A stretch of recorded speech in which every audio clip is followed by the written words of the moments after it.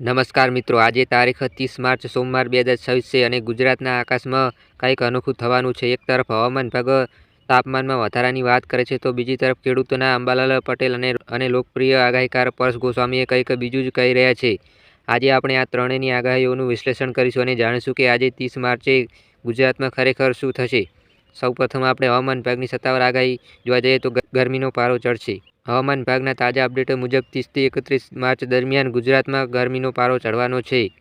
આગાહી મુજબ અમદાવાદમાં મહત્તમ તાપમાન 36 ડિગ્રી સેલ્સિયસની આસપાસ રહેશે અને આકાશ અસત વાદળછાયું રહેશે. આઈએમડીના અધિકારી અશોક કુમાર દાસના જણાવ્યા અનુસાર 30 થી 31 માર્ચ દરમિયાન મોટાભાગના વિસ્તારોમાં શુષ્ક વાતાવરણ રહેશે. દરિયાકાંઠાના વિસ્તારોમાં 15 થી 20 કિમી પ્રતિ કલાકની ઝડપે પવન ફૂંકાઈ શકે છે, પરંતુ કોઈ ચેતવણી જારી કરવામાં આવી નથી.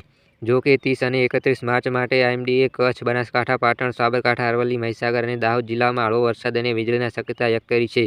એટલે કે 31 માર્ચે તો ગરમીનો તાપ વધશે, પરંતુ મહિનાના અંતમાં વાતાવરણ ફરી બદલાશે. અંબાલાલ પટેલની ધરખમ આગાહી માવઠાનો પીછો નહીં છોડે. હવે વાત કરીએ ગુજરાતના જાણીતા હવામાન નિષ્ણાત અંબાલાલ પટેલની. તેમની આગાહી આઈએમડીથી એકદમ અલગ. અંબાલાલ પટેલના જણાવ્યા અનુસાર 30 અને 31 માર્ચના રોજ વાતાવરણમાં મોટો પલટો આવશે.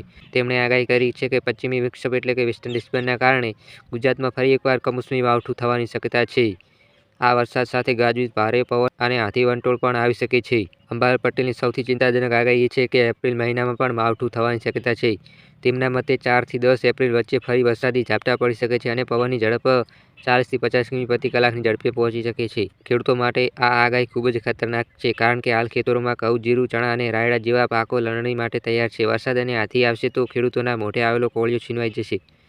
પરેશ ગોસ્વામી શું છે તેનો અભિગમ? ઉપલબ્ધ માહિતી મુજબ પશ્ચિમી વિક્ષોભની અસરથી 1 એપ્રિલ પછી વધુ સ્પષ્ટ થશે. ઉત્તર ગુજરાત, મધ્ય ગુજરાત અને કચ્છના ભાગોમાં વાદળછાયું વાતાવરણ રહેવાની શક્યતા છે. 30 માર્ચ 2026નું વાસ્તવિક હવામાન શું છે સત્ય? હવે જોઈએ કે 30 માર્ચના દિવસે વાસ્તવમાં શું થઈ રહ્યું છે. આજના રિયલ ટાઈમ ડેટા મુજબ તાપમાનમાં જોવા જઈએ તો ગુજરાતના વિવિધ ભાગોમાં મહત્તમ તાપમાન 34 થી 37 ડિગ્રી સેલ્સિયસની આસપાસ નોંધાયું છે.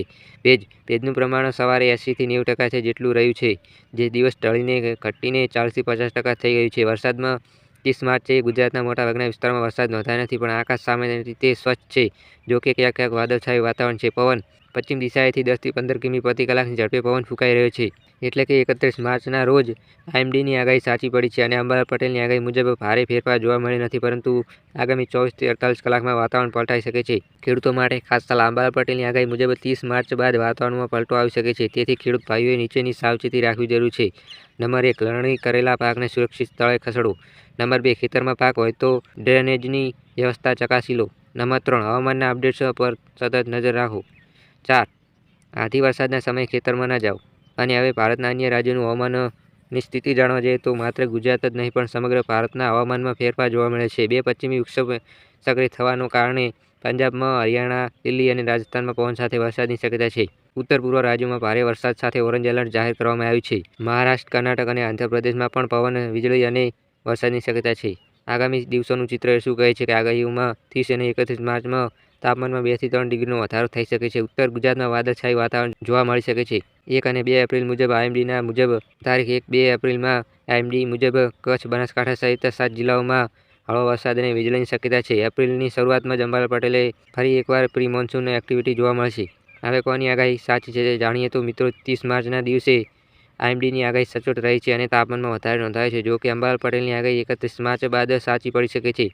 હવામાનમાં પલટો આવતા વાર નથી લાગતી, તેથી સતર્ક રહેવું જરૂરી છે. ખેડૂતો અને નાગરિકોએ હવામાન વિભાગના સત્તાવાર અપડેટ્સ પર નજર રાખવી અને અફવાઓથી દૂર રહેવું જોઈએ. વિડીયો ગમ્યો હોય તો લાઇક કરો, શેર કરો અને સચિન કુમાર વેધર ચેનલને સબસ્ક્રાઇબ કરો, જેથી આવનારા દિવસોમાં આવતા વાવાઝોડા અને વરસાદના અપડેટ્સ માટે સૌથી પહેલા તમારા સુધી પહોંચી શકે.